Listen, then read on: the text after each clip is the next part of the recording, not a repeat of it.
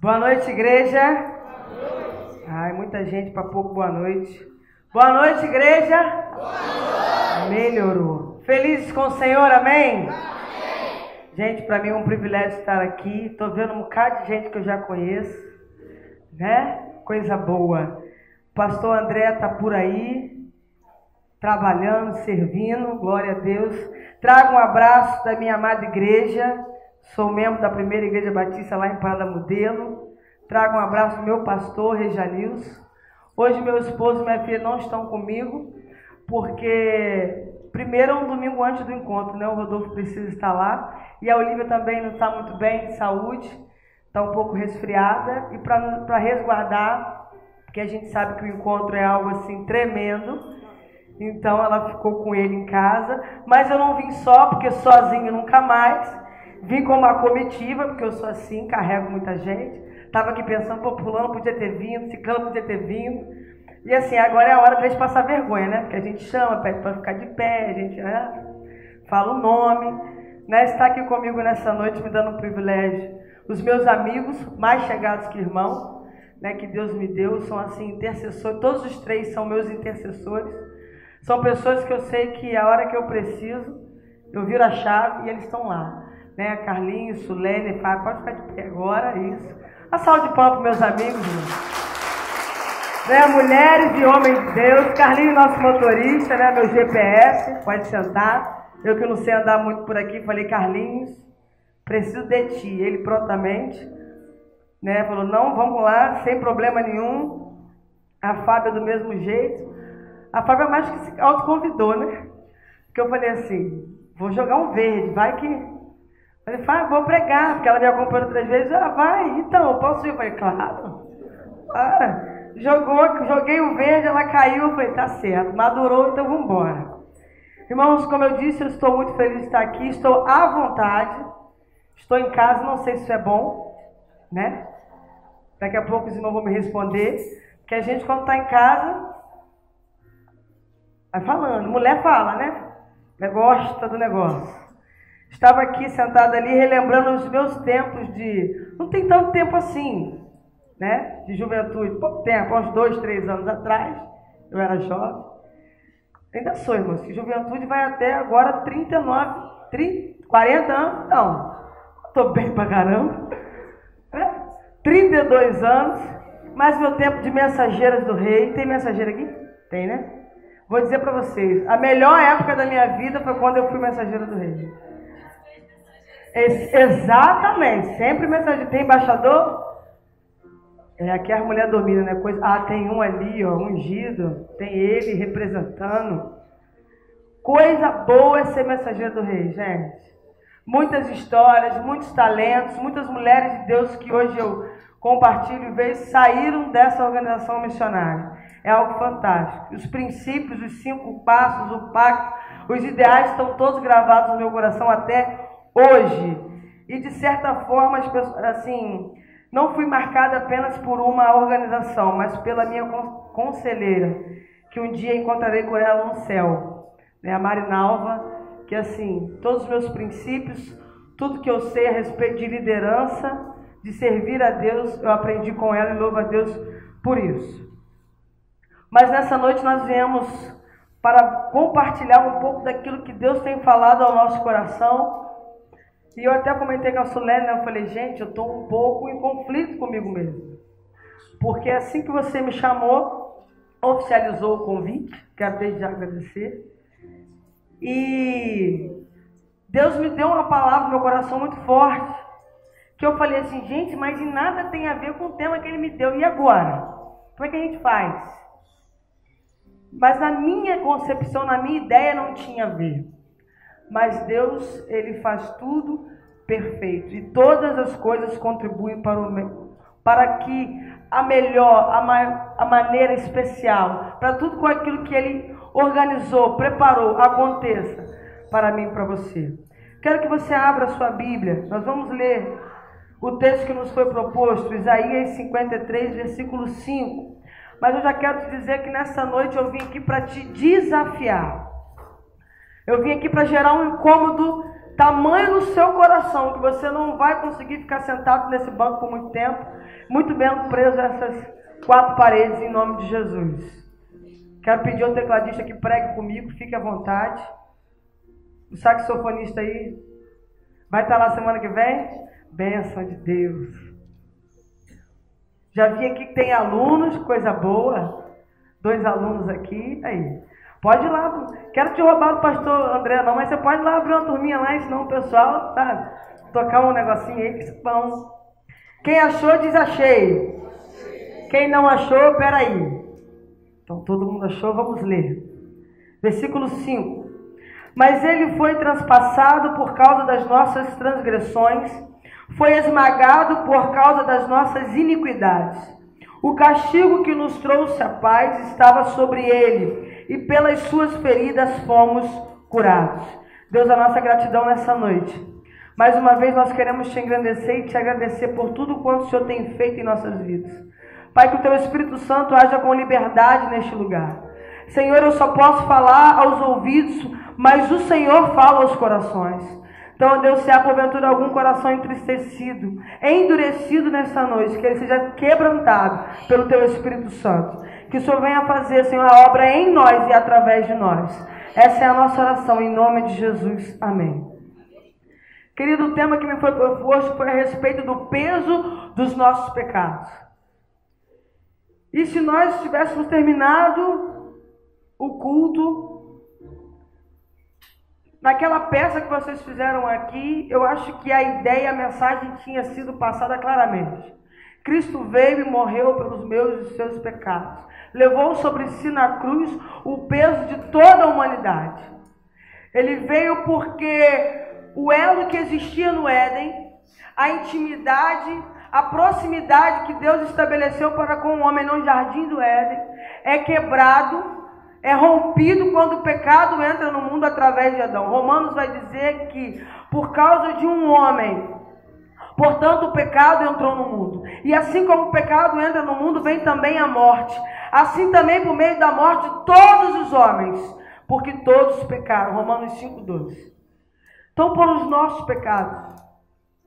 E naquele momento no mundo espiritual criou-se um abismo. Quero que você viaje no tempo comigo. Estava então, Deus cria o jardim do Éden, a sua perfeição, os seus animais. Então institui ali Adão e diz, você vai começar a catalogar os bichos, começa a dar nome aí. Percebeu Deus que Adão estava só, cria para ele Eva.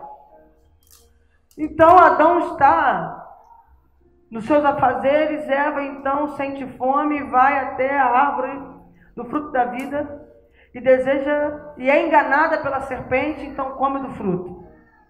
Adão chega, ela compartilha com Adão e então acontece a pergunta que marca a humanidade.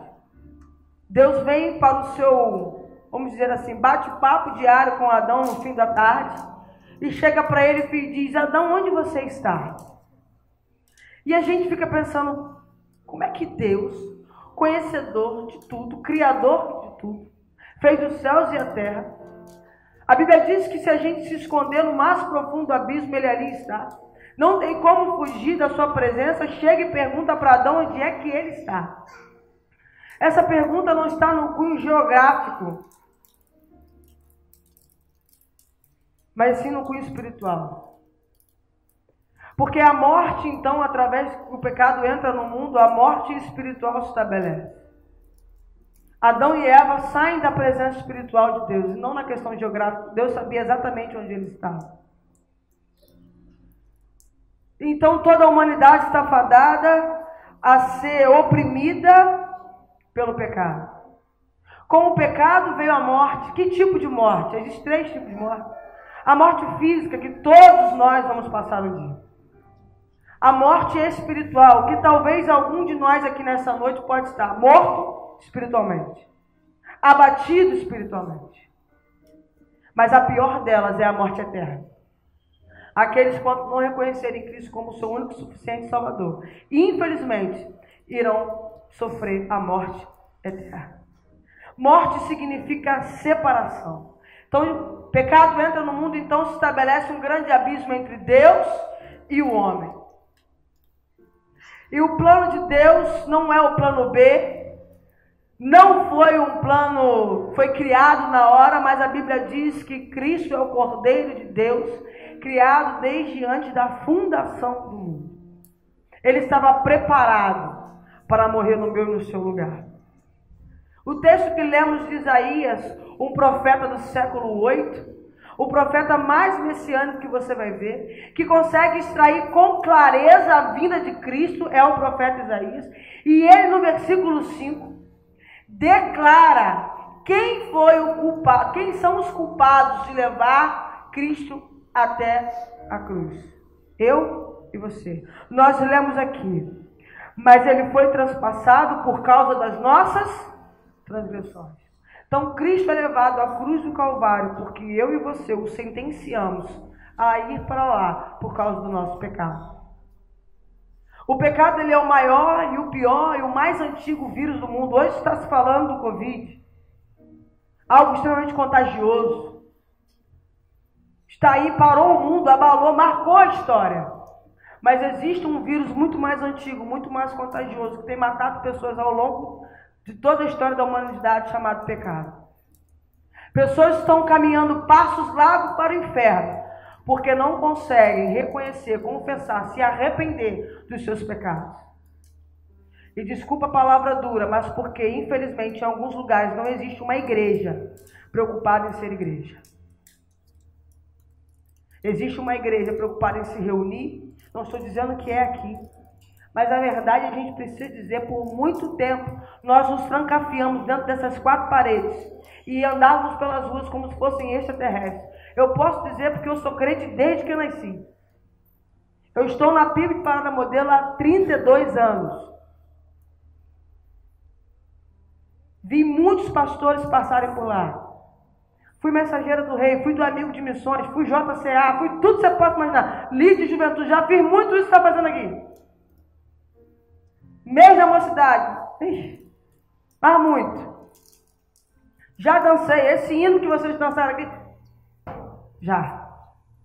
Falei assim, gente, até a roupa é parecida. Como é que pode um negócio desse? A Sulene, eu também. Na minha época eu também era assim. Muda o personagem, mas a história é a mesma. Então eu posso dizer que por muito tempo nós fomos os extraterrestres que passeavam por aí. Primeiro, que a gente não fala a língua que o povo fala.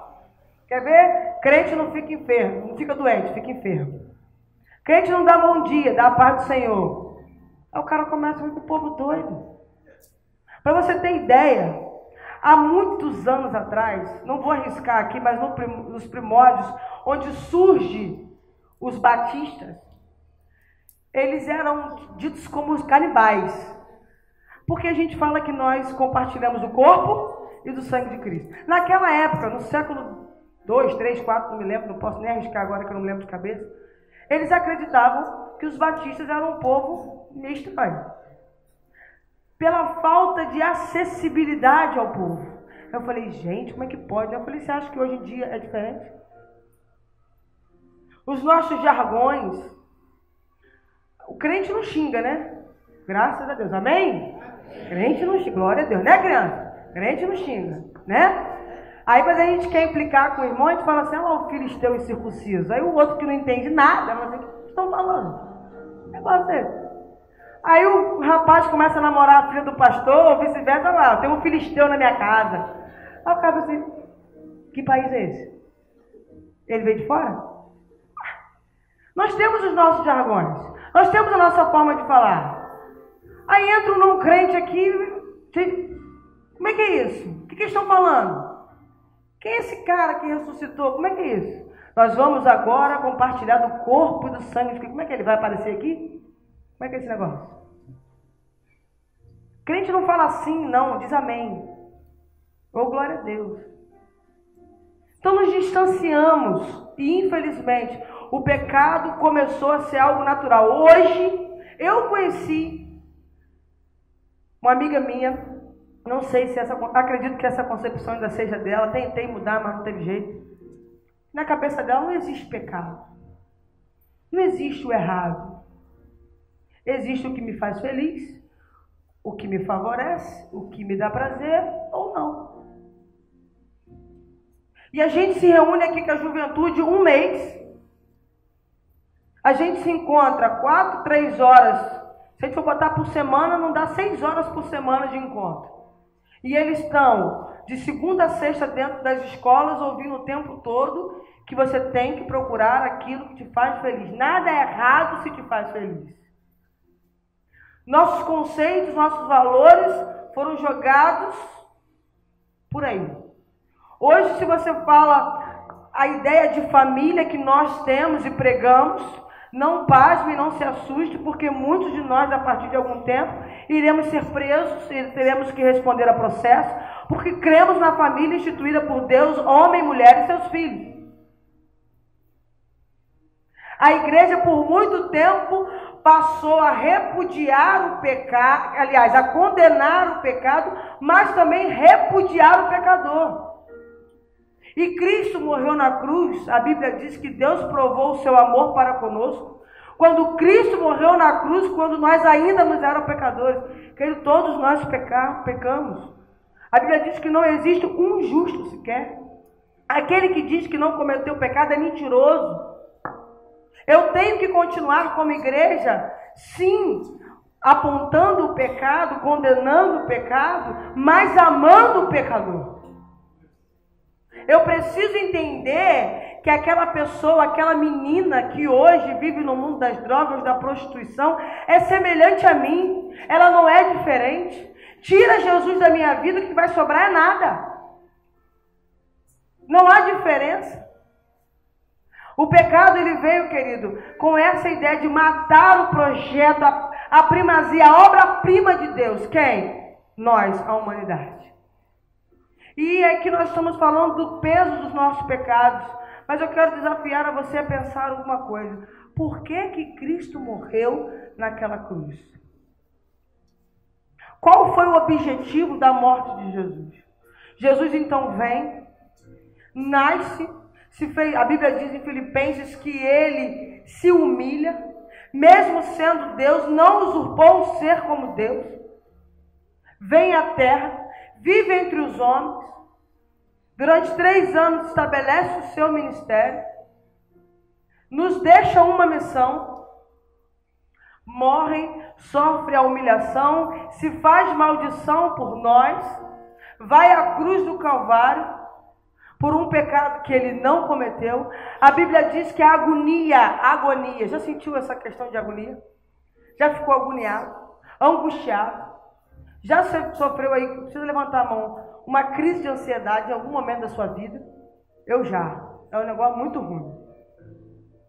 No certo que nós estamos, possivelmente você já passou por um momento de estresse altíssimo, que a gente chama de crise de ansiedade. Isso é natural do corpo. O que não é natural é você ter isso sempre. O corpo passa por estresse e você fica agoniado. A de Jesus foi tamanha, que a Bíblia diz que ele começa a suar lágrimas de sangue. Qualquer outro ser humano teria tido uma síncope, teria ali tido um AVC, um AVE, alguma coisa dessa, até uma parada cardíaca, e teria morrido. Mas ele era o Cristo, ele só poderia morrer na cruz do Calvário. Então Jesus é levado à cruz, naquele madeiro, sofre a maior tortura que podia ter na época. E a Bíblia diz o seguinte, aliás, existia uma lei romana de que ele só poderia receber 39 chibatas, ele poderia receber 40. Um preso não poderia. É tipo assim, é um limite, né? O ser humano. Só que eu acho que esse pessoal, ele era meio brasileiro, sabe? Porque eles chegavam no 39, eles começavam de novo. Não dava 40. Eles eram meio brasileiros, deram um jeitinho. E assim Jesus foi alvejado, e sofre a morte de cruz, é crucificado, morre. Diante dos seus discípulos, diante da humanidade, eu fico a pensar, a nossa esperança morreu. Acabou. Mas eles não sabiam que tudo estava no controle das mãos de Deus. Ao terceiro dia, Cristo ressuscita dos mortos. Quando se vai visitar O lugar onde Jesus estava, a pedra estava removida. O anjo diz: aquele quem você procura dentre os mortos está vivo. Cristo se reúne com os seus discípulos e dá um aviso para eles: é preciso que vocês se esperem em Jerusalém. E ele vai dizer o seguinte: quando o Espírito Santo descer sobre vós. E aí então, Deus mais uma vez nos dá, através de Cristo Jesus, a missão da igreja. Vocês receberão poder e ser-me-ão minhas testemunhas em Jerusalém, Judeia, Samaria e até os confins da terra. Cristo morreu na cruz do Calvário para nos reconciliar com Deus? Sim, certamente.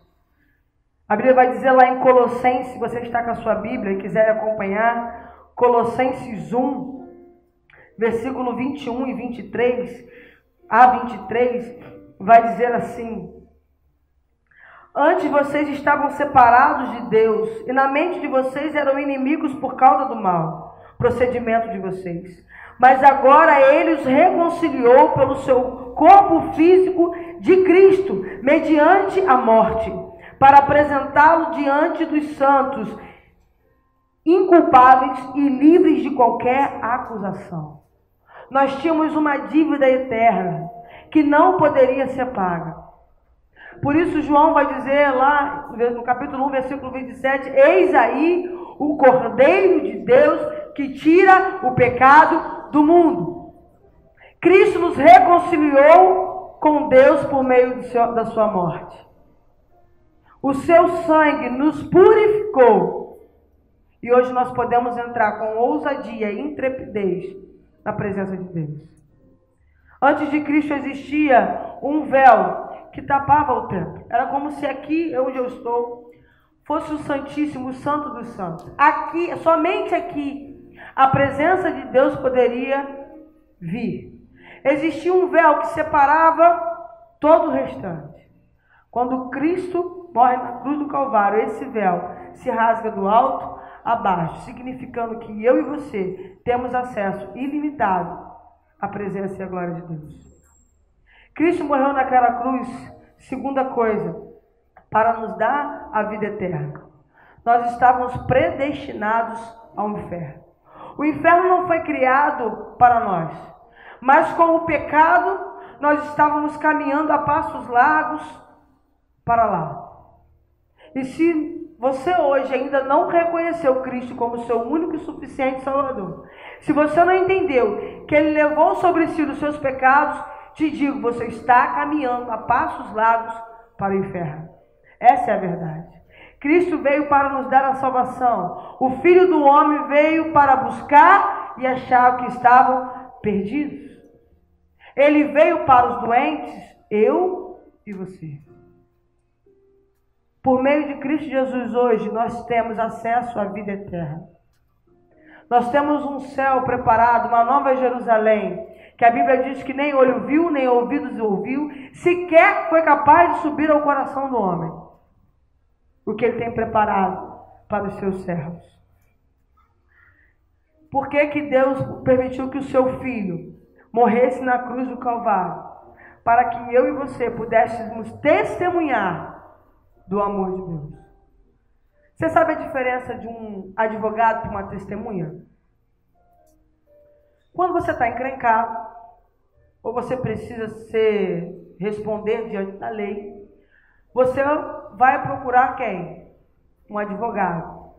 O advogado ele tem o dever, a tarefa de te defender, de arrumar meios para falar por você, para que você seja defendido e então absolvido daquilo que você está, ou você consiga aquilo que você almeja.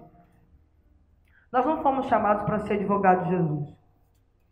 Ele é o nosso advogado. A Bíblia diz que hoje Ele é nosso advogado. No grande dia será o nosso juiz. É melhor tê-lo agora como advogado. Ele nos chamou para que nós fôssemos seus advogados. Ele não precisa de defesa. Mas Ele nos chamou para ser suas testemunhas. Atos 1:8 eu já falei aqui. nós receberíamos o poder, e já recebemos, o poder do Espírito Santo, para que fôssemos suas testemunhas. Se você está com a Bíblia aberta, abre aí João 15.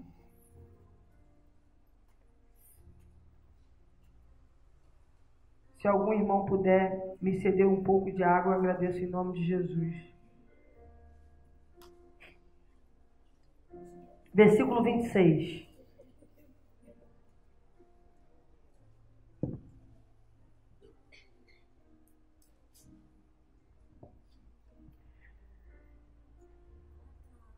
João 15, 26 vai dizer assim: quando vier o conselheiro que eu enviarei a vocês da parte do Pai, o Espírito da verdade que provém do Pai, ele testemunhará a meu respeito. 27.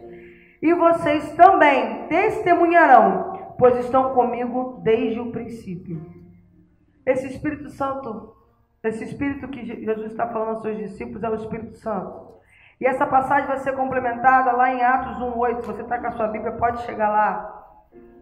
O Espírito Santo ainda não tinha descido sobre toda a carne, porque Cristo ainda estava aqui, e era preciso que Cristo subisse aos céus para que o Espírito Santo pudesse descer.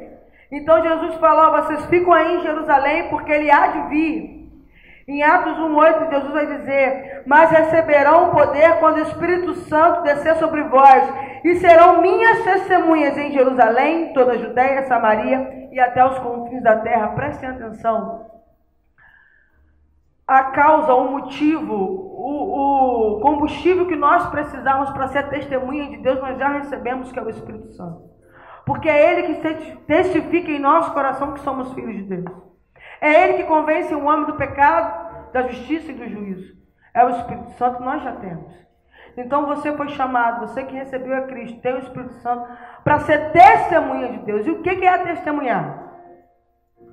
Numa situação jurídica, vamos dizer assim, existem as testemunhas, que elas são provas vivas para fundamentar, para assegurar a palavra do réu. No caso aqui não existe réu, mas nós somos testemunhas para assegurar, para testificar, para dar veracidade àquilo que Jesus fez no passado também, mas principalmente hoje, através das nossas vidas.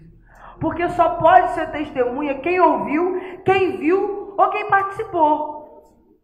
Se você não estava lá, se você não ouviu, se você não viveu, você vai testemunhar o quê? Nada. Então, obrigado, meu irmão. Então, para ser testemunha, você precisa ter intimidade com Deus. Jesus não morreu naquela cruz do Calvário para que tudo isso que nós vivemos dentro do ambiente chamado igreja, dentro desse templo, desse prédio, que em nome de Jesus vai ficar pequeno, vocês vão ter que sair quebrando tudo por aí, porque não vai dar de jovem aqui, não vai dar de adolescente, vai ficar tumultuado o negócio, vai ter que fazer 2 cultos, não sei o que vocês vão fazer. Foi porque vocês entenderam que precisam testemunhar, porque a morte de Cristo não foi em vão. Ele não nos chamou para ficar sentados em nossos bancos ou cadeiras acolchoadas. Vim para cá, achar bonito, dar glória a Deus e ir para casa. Deus chamou a mim e a você para sermos testemunhas. Na semana passada nós tivemos na nossa igreja a multiplicação da rede de célula de mulheres. E a dona Esther, que é a esposa do pastor, me incumbiu de trazer uma palavra de ânimo. Eu não sei se eu animei ou se eu matei quem tinha que matar. Mas eu falei, meu objetivo aqui é gerar um desconforto tão grande na sua vida, que você vai querer me dar um abraço e falar muito obrigado, era o gás que eu precisava, eu falar assim, eu não tô querendo me olhar. Mas tu resolve com ele, tá tudo certo. E eu falei o seguinte: Jesus orou em muitos momentos do seu ministério. Ele se recolhia para orar constantemente. Nos ensinou a orar. Mas Jesus fez apenas um único pedido de oração. Mateus 9:38. Pode abrir aí. Eu não vou ler do 37, que é 35, que é a história, mas eu vou falar, mas eu só quero ler o pedido de oração que Jesus fez. Mateus 9, 38. Diz assim: peçam, pois, ao Senhor. Em outras versões diz: rogai, pois, ao Senhor da seara. Em outras diz: orai, pois, ao Senhor da seara. Por isso que eu digo que é um pedido de oração de Jesus. Que ele diz aos seus discípulos: preste atenção, a seara é muito grande, então eu quero fazer um pedido de oração para vocês. Quando forem vocês orar, ora para que Deus envie mais trabalhadores. Essa passagem é fantástica. A Bíblia diz que Jesus estava andando pelas cidades, povoados, pelas sinagogas, ensinando. Ensinando o quê? A mensagem do reino, as boas novas, curando pessoas. E ele então se depara com aquela multidão, porque aonde Jesus andava sempre tinha multidão. Para ele ficar sozinho, ele precisava se recolher pelas madrugadas, porque ele não tinha essa oportunidade. E a Bíblia diz que ele vê aquela multidão e tem uma grande compaixão para com eles, porque eram como ovelhas que não tinham pastor. E ele olha para os seus discípulos e fala assim: não vou enganar vocês não. O trabalho é grande, a seara é imensa, mas poucos são aqueles que vão lançar a mão no arado como vocês. Jesus praticamente estava dizendo: eu escolhi 12. Um vai me negar, o outro vai me trair, só para você ver como é que o negócio é difícil. A seara, querido, é o mundo. Então Jesus faz um pedido de oração: Pai, me envie trabalhadores. Ele morreu na cruz do Calvário para que esta mensagem de amor, de redenção, de salvação alcance aqueles que estão lá fora. E querido, não adianta, eu falei aqui, nós chegarmos com toda a pompa, nos vestirmos de crente e ir falar para um jovem palavras bonitas. Ele vai olhar para mim e vai assim: legal, mas o que isso tem a ver com a minha vida?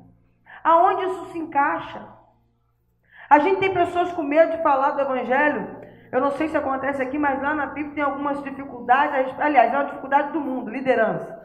Hoje nós não temos líderes. Há uma defasagem, há um declínio a respeito de liderança. E no meio eclesiástico não é diferente. As pessoas não querem liderar, não querem assumir. Eu vou falar: como é que eu vou ser líder de célula? Como é que eu vou pregar o evangelho? Querido, olha, presta atenção. Para você ser líder de célula, você não precisa do púlpito dentro da Bíblia, não. Você senta, faz igual Jesus fazia, reunia os seus discípulos à beira do mar. Jesus adorava a praia. Assava um peixe, chegava para Pedro e falava assim: e aí? O que estão falando de mim por aí? Quem sou eu? Ou vai para a casa de alguém e começa a falar do amor de Deus. Está vendo aqui que Deus fez por mim? A ponto de ter que descer um pelo teto. Se Jesus estivesse no nosso meio aqui hoje, será que ele estaria aqui? Nós precisamos entender que nós nos reunimos aqui. Não sei se é quarta-feira, mas vou falar da minha realidade. Lá em Paulo Modelo, quarta-feira e domingo, para recebermos, enchermos os nossos estoques e ir, querido, espalhar o amor de Deus lá fora. O pastor, a semana passada, pregou um sermão sobre, fugiu a palavra, da hospedaria, como é que foi? A missão da hospedaria, a respeito do bom samaritano. E ele disse o seguinte: os que estavam, o levita, o sacerdote, homens que estavam separados para o culto. O levita era responsável pelo louvor, recebia a melhor porção, não precisava nem trabalhar, se dedicava. Vem então o ferido, ele faz o quê? Não posso não, porque hoje tem ensaio do grupo de louvor, estou atrasado. Mas tu morre aí, tá? Morre aí, tá tudo certo. O sacerdote, vamos dizer que ele seja um pastor, está passando, é o líder de célula, é o líder da juventude, é o líder da mulher, é o crente há muitos anos, carrega a Bíblia embaixo do braço, vê aquele irmão caído, triste. Posso te ajudar hoje? Não. Porque eu vou dar a palavra do ofertório, vou dar a abertura lá no culto. Vou ter que pregar. Aí passa o samaritano. É aquele que ninguém dá nada por ele. É aquele novo convertido, eufórico do primeiro amor, que quer fazer, quer acontecer, que às vezes atropela, fala muito, mas tem uma história de vida, porque Deus marcou a sua vida. Ele para, ele se ajoelha, ele desce do cavalo, ele larga os seus afazeres, ele deixa o que ele desce do cavalo, pega o ferido, cuida e leva para a hospedaria, para a igreja. Ele paga a conta, ó, pode, trata do que precisar. Quando eu voltar eu pago, está tudo pago. O problema é que a gente não tem feito isso. A morte de Cristo tem sido apenas um símbolo, a cruz virou uma marca, virou uma questão de proteção, porque a gente costuma ver jogadores, lutadores, antes de entrar, faz o sinal da cruz, virou uma questão de antiguidade, não sei, de religiosidade, e a gente esquece o verdadeiro valor da cruz. A gente esquece que um dia um homem inocente morreu naquele lugar, para que eu e você fôssemos suas testemunhas. Porque se a gente observar esse texto que eu li, desde o versículo 32, do versículo 35, desculpa, para ser um trabalhador, para testemunhar esse amor, para fazer esse povo entender que aquele peso que ele sente, ele não precisa sentir mais, porque Cristo já levou. Para ele entender que, ó, vem a mim os cansados e oprimidos, que Cristo vai aliviar o seu fardo. Você está cansado? Você está preocupado? Está com problema? Vem, entrega o fardo aqui a Jesus e vai leve.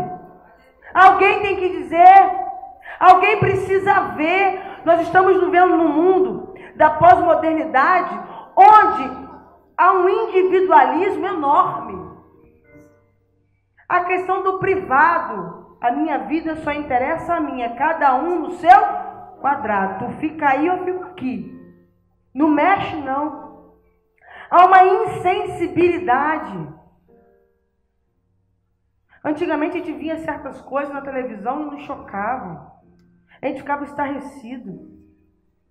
Hoje a gente vê crianças sendo dadas pelos pais para não morrer no Oriente. A gente vê irmãos nossos no Afeganistão sendo jurados de morte, tendo um governo que já disse que vai acabar com todos os cristãos, que vai matar, exterminar, e a gente deita na nossa cama, fecha os nossos olhos, dorme, acorda, muito bem. As nossas crianças aqui, as meninas aqui, ó, com liberdade de dançar, e lá só de saber que elas não podem sequer frequentar a escola. E a gente vê, mas a gente não enxerga. Quando Jesus passa e olha e vê aquela multidão, ele consegue entender a necessidade. Quando o pastor pregou sobre a hospedaria, eu fiz uma oração. Eu falei assim: Senhor, eu quero que o Senhor, toda semana, me dê a oportunidade de falar do teu amor para uma pessoa não crente. Primeira semana, fui trabalhar. Ia fazer uma semana que eu tinha feito aquela oração. Quarta-feira. Estou no colégio. Passei numa sala. Falei, opa, conheço fulano. Fui lá. Era minha ex-diretora. Oi, tudo bem? Aquela coisa e tal. Foi uma pessoa fantástica, me conheceu também desde pequena. Ela congregou na nossa igreja durante um tempo. Conheci os filhos dela, da idade da Olivia. A Olivia tem 1 ano e 10 meses. Como é que tá fulano? Como é que tá a vida e tal, o casamento? E conversa. Tá, e eu querendo chegar onde queria, né? Ele tá na igreja? Não tá. E nada. E ela não vai. Falei, quer ver? Eu vou entrar de sola, porque não tem jeito. Ela não deixa mesmo. Eu falei, aí, eu sei que ela tem uma filha que tem algumas dificuldades sociais. Falei, e fulana? Aí ela, semblante caiu. Tá assim, tá pior, não vai, 22 anos, inteligentíssima, abandonou tudo, não sai de casa, não tem amigo. Vive bem, mas não quer laço com ninguém. Aí eu falei, tua vida, tá indo na igreja? Como é que é? Fala isso mesmo. Vai, não vai? Como é que é o negócio? Ah, vou de vez em quando. Menina, você não sabe. Eu falei, me conta. Quando eu tento ir na igreja, meu filho passa mal, dá dor de barriga. Eu falei, é mesmo? Aí eu falei assim, não é possível, que ela não está entendendo. Eu cheguei para ela, olha só, eu só posso falar daquilo que eu estou vivendo, não posso falar daquilo que eu não posso te dar aquilo que eu não tenho. Cheguei para ela e falei assim, deixa eu levar sua filha no encontro?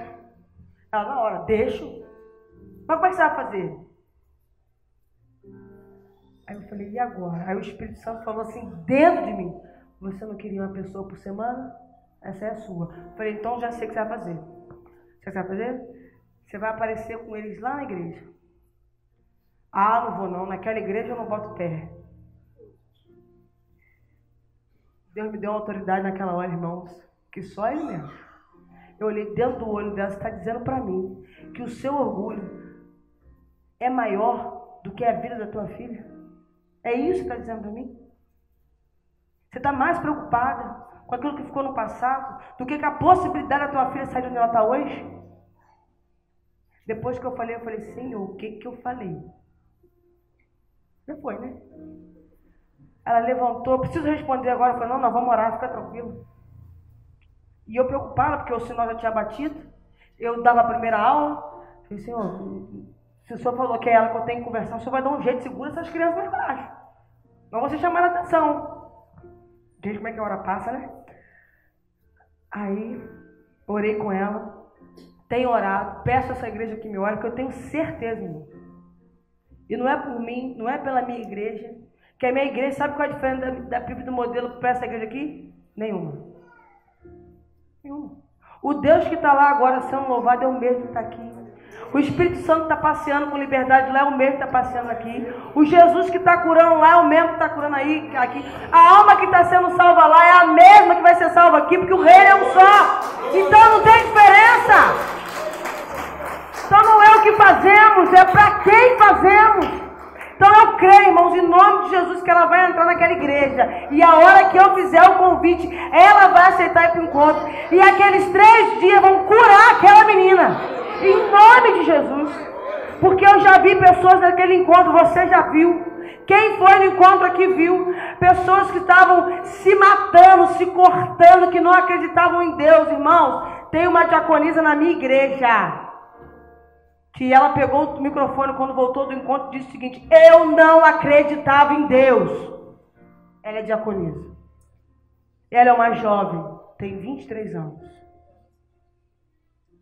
Tem uma menina da minha célula que ela falou, Elaine, eu tinha um espírito de morte dentro de mim. Eu ia fazer comida, eu via a faca, me dava vontade de enfiar em mim. Eu falei, que é isso? Doido? Eu falei, Eu ficava desejando aquilo. No meu primeiro dia no encontro, Deus me curou, Deus irmão, a irmã, e falou assim, você está sendo curado do espírito de morte na sua vida. Tem outra menina que é da minha célula, desviada. Pensa uma menina, irmão, desculpa a expressão, doida. Aquela de usar short curto em baile, de fazer sabe Deus o quê? Tinha um mioma. Foi para o último encontro.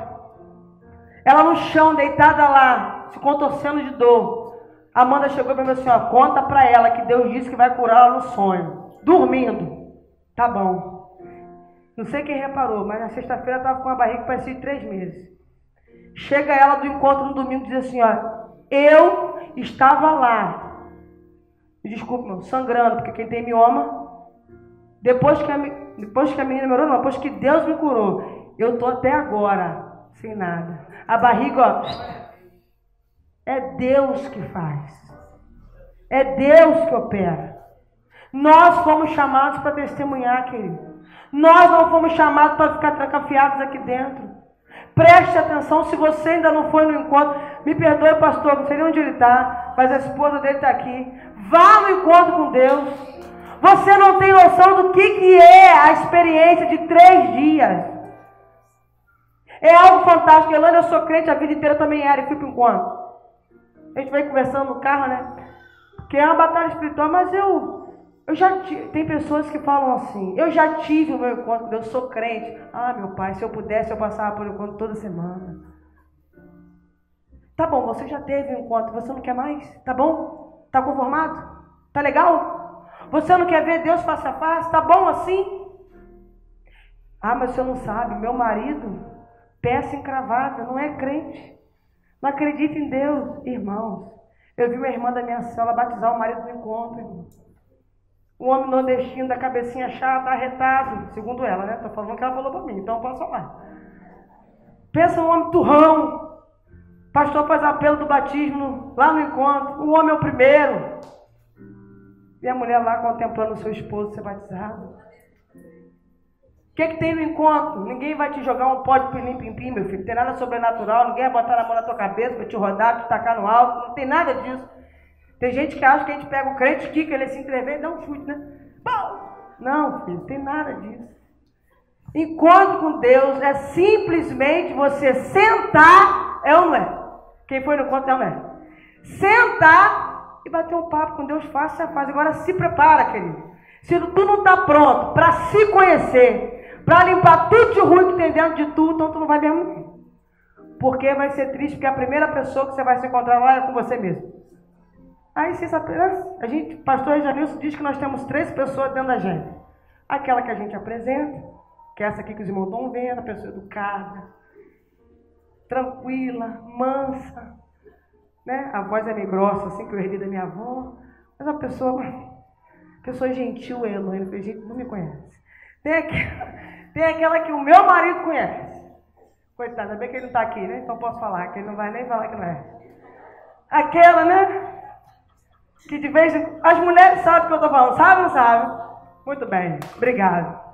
E tem aquela, querido, que nem você conhece, que está guardadinha lá, o monstrinho, ó. O monstrinho que você guarda. Não ia falar do encontro? Falei, Deus sabe por quê. Mas eu sei que tem muitas pessoas que os irmãos conhecem, que precisam ir no encontro. Tem vizinhos dos irmãos, tem amigo dos seus filhos, tem seus filhos. Nós queremos que Deus faça a obra na nossa casa, mas nós não queremos ser o primeiro a passar pela reforma. Senhor, muda o meu marido, para de orar por ele, começa a orar por você. Senhor, muda a minha mulher, isso é muito ruim, mas você não quer começar a obra em você? Senhor, tira meus filhos das drogas, mas você não é capaz de abraçar o seu filho quando ele chega. Você não diz que ama ele, mesmo do jeito que ele está. Como é que Deus vai começar a obra por quem? Por pedra, por parede? Não, querido, é por nós. É por nós. Deus não move em objetos, Deus move em pessoas.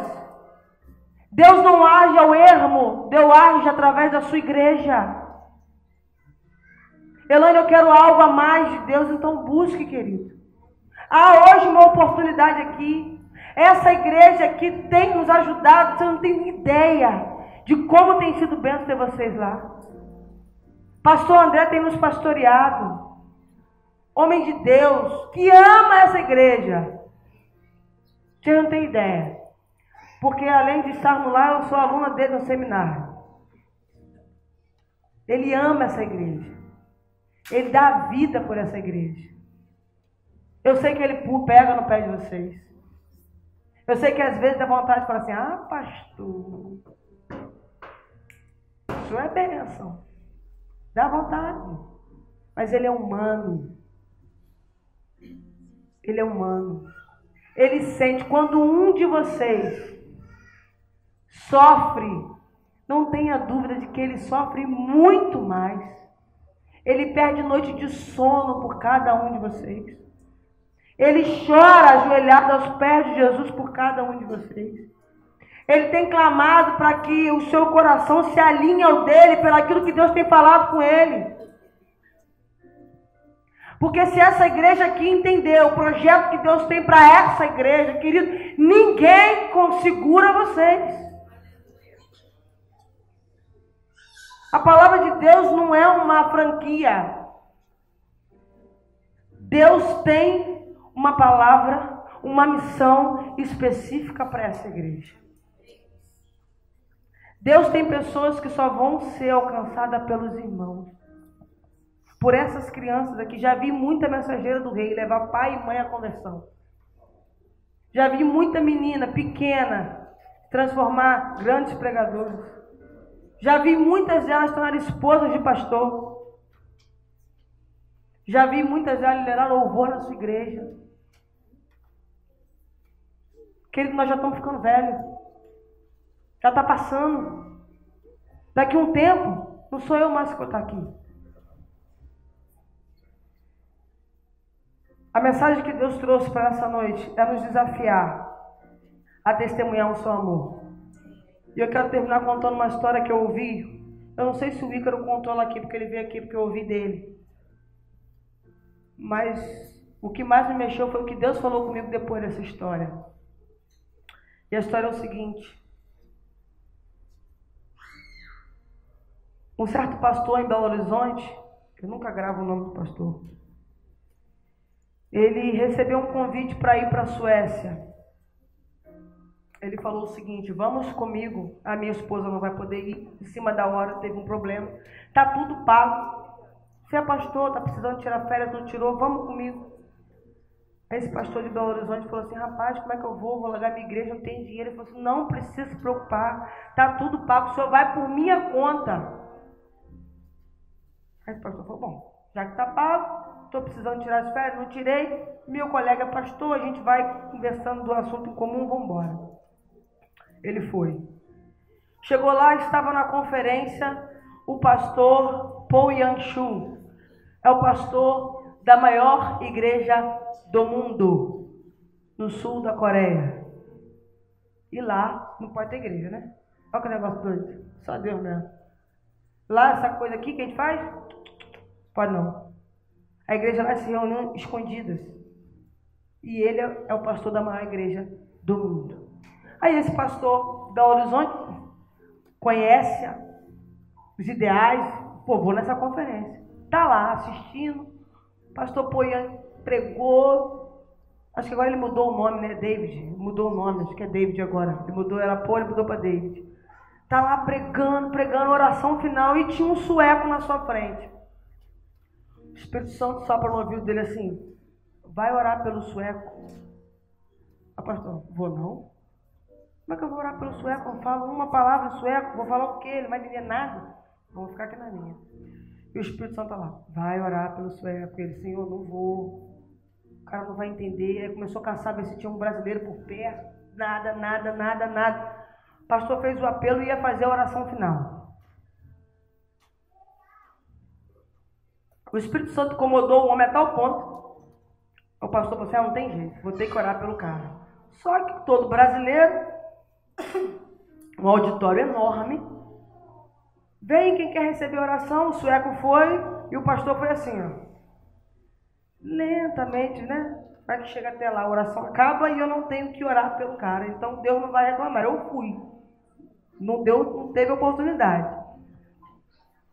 Mas Deus foi e deu uma volta nele. O sueco cai, desmaia, bum, na frente dele. Ele falou: agora não tem jeito, vou ter que orar pelo cara. Botou a mão nele. Vou orar em português. Você botou a mão e começou: Senhor, toma esse homem, ele é teu filho, cuida da alma dele, eu não sei o que ele está passando, mas o Senhor me mandou orar por ele, então trabalha, mostre o seu amor por ele. O sueco desperta, loucamente, sai gritando: Deus me ama, em português. Gritando e correndo pelo aquele lugar, e correndo, e o pastor sem entender nada. O pastor que estava pregando chama o sueco ali na frente para contar a experiência que ele estava vivendo, porque ele conseguiu mover todo mundo, parou o evento. Então o pastor de Belo Horizonte falou assim: orei, o que aconteceu? Será que ele entendeu em português? Então o sueco pega a palavra, o intérprete começa a interpretar o que ele estava falando, e ele começa a dizer: eu sou sueco, mas morei muito tempo no Brasil, porque meus pais eram missionários brasileiros. Então eu entendo e sei falar um pouco de português. Mas meus pais voltaram para a Europa, e por conta de enfermidades, e início da minha adolescência, juventude, eu me desviei e me afastei cada vez mais e mais do Senhor. E num ato já de extrema, sabe, no meu limite, eu vim para essa conferência na Europa, porque eu sabia que só ia ter europeu aqui, e desafiei Deus. Falei: Senhor, se tu me amas, se o Senhor tem algo comigo, o Senhor vai ter que usar alguém naquela conferência para falar comigo. Mas espera lá, não pode ser um europeu, tem que ser um brasileiro, e ele tem que orar por mim em português. Deus tirou um homem de Belo Horizonte para ir até a Suécia para falar para o filho dele que ele o ama. É bonito, né? Eu quase pulei da cadeira. Aí Deus falou assim: E quantas pessoas estão precisando que você saia do seu lugar para saber que eu as amo e você está me dizendo não? Tem gente na sua escola, tem alunos seus, tem amigos seus que estão morrendo e você não está dizendo que eu os amo porque está com vergonha, porque está com medo, porque já é crente há muito tempo, porque agora é a vez de outro, porque é muito novo, cheio das desculpas. Eu falei, misericórdia, Senhor. Será que Deus só ama aquele homem lá na Suécia? Será que não tem ninguém aqui nessas ruas aqui, nessas escolas? Eu não sei quantos professores tem aqui, mas querido, se tem um celeiro bom é para chamar de escola. Primeiro porque eu não sei, né? Alguns alunos tendem a admirar alguns dos seus professores. Hoje em dia isso se perdeu muito, mas ainda existe. Então, como eu disse nessa noite, eu vim aqui para desafiar você a não apenas entender o pecado, o peso que os nossos pecados levaram Cristo até a cruz. Eu vim aqui primeiro para te chamar ao arrependimento. A Bíblia diz que aquele que confessa e deixa alcança misericórdia. Se confessarmos os nossos pecados, Ele é fiel e justo para nos purificar de toda justiça. Se você nessa noite entendeu que foi por causa de você, por um tremendo amor que Deus tem por você, que Ele morreu na cruz do Calvário, e você quer entregar sua vida nas mãos dele, o momento é hoje. E dar a Deus o governo da nossa vida, que a gente acha que é só para quem não é crente. Mas tem muito crente que aceitou Cristo Salvador, não Senhor. Sabe a diferença? Tem alguém aqui querendo ir para o inferno? Alguém? Ninguém, né? Então não é todo mundo que é um Jesus Salvador que vai me levar para o céu. Ruas de ouro. Oh, coisa linda. Mas a Bíblia diz que nós temos que confessá-lo como Senhor Salvador. Aí nós queremos dar apenas parte do nosso controle para Deus. Senhor, o Senhor controla essa parte, mas o dinheiro eu controlo. O negócio de dar dinheiro para o pastor, já dízimo para a igreja, estou fora. O Senhor controla essa parte aqui. Mas a minha parte da fofoca, o Senhor deixa de lado. Jovens querem o Senhor Salvador. Mas Jesus Cristo Senhor? Não tem nada a ver. O que tem? Qual o problema? Por que eu não posso ir na festa da minha amiga? Por que eu não posso ir com fulano? Vai, bobo. Ninguém tropeça numa montanha não, filho. O diabo não vai vir de tridente e ó. É assim que ele vai fazendo. Não tem nada a ver. Tudo é permissivo. Você tem que estar feliz. Aí você começa a desobedecer seu pai. E aí pronto. Um abismo puxa o outro. A Bíblia diz que as más companhias corrompem os bons costumes. Sabe o que é isso? É aquilo que a minha avó me dizia. Me diz, né, que ela não morreu, graças a Deus. Diga-me com quem tu andas, que eu te direi quem és. Então, querido, Cristo hoje está aqui para salvar, mas também para ser Senhor da tua vida. Para governar a tua vida, para ajeitar, para transformar. Ele está aqui hoje. E está aqui hoje para desafiar como igreja a testemunhar do amor de Deus. A fazer a diferença aonde quer que você esteja. Porque Ele nos chamou para sermos seus discípulos e para fazermos discípulos por onde quer que nós estivéssemos. Eu vou estar orando, mas eu não queria orar sozinha. Essa oração que eu fiz, quando o pastor pregou sobre a hospedaria, eu tenho 32 anos de crente e entendi que eu podia fazer um pouco mais, estava fazendo muito menos. Uma vez eu preguei na igreja e disse o seguinte, que talvez o maior arrependimento que eu possa ter um dia é eu chegar no céu e descobrir que eu podia ter feito mais e não o fiz. Eu acho que eu vou ter um sentimento assim, extremamente de frustração. Vou estar no céu, no gozo eterno, mas eu comigo mesmo, como que eu fui capaz? Eu quero convidar você a fechar os seus olhos e a orar. Porque eu tenho certeza, querido, que eu consegui falar tudo que eu planejei. Mas o Espírito Santo aqui trouxe uma mensagem individual para cada um. Você pegou alguma coisa que o outro não pegou. Algo fez sentido que para o outro não fez. Sabe por quê? Porque era para você mesmo. E eu quero orar. Eu não sei se nós vamos cantar. Enquanto nós estivermos cantando, vocês podem vir para cá. Eu vou dar a oportunidade de você estar orando. E eu vou fazer 2 convites nessa noite. Enquanto você estiver orando, eu vou pedir que num desses momentos você se coloque de pé. E a gente sabe que é uma batalha travada, sabe por quê? Porque se colocar de pé e dizer, Senhor, eis-me aqui, usa-me. Senhor, venha ser Senhor da minha vida. Venha governar os meus pensamentos, as minhas atitudes, a minha fala. Enquanto nós estivermos cantando, quero convidar que você esteja orando em nome de Jesus.